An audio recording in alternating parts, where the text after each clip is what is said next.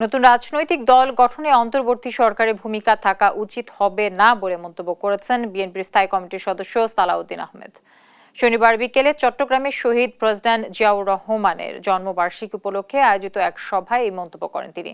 এ সময় তিনি আরও বলেন, সংস্কার একটি চলমান প্রক্রিয়া, তাই একদিন পর পর এক একটি ইস্যু সামনে এনে যাতে নির্বাচন বিলম্ব করা ঠিক হবে না।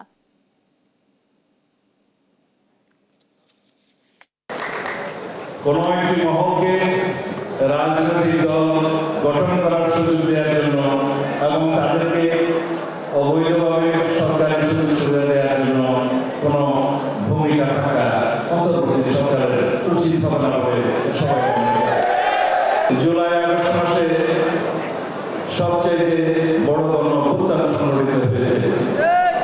সুতরাং জুলাই আগস্ট মাসের সম্মান রক্ষার্থে আমি মনে করি জুলাই আগস্ট মাসের মধ্যেই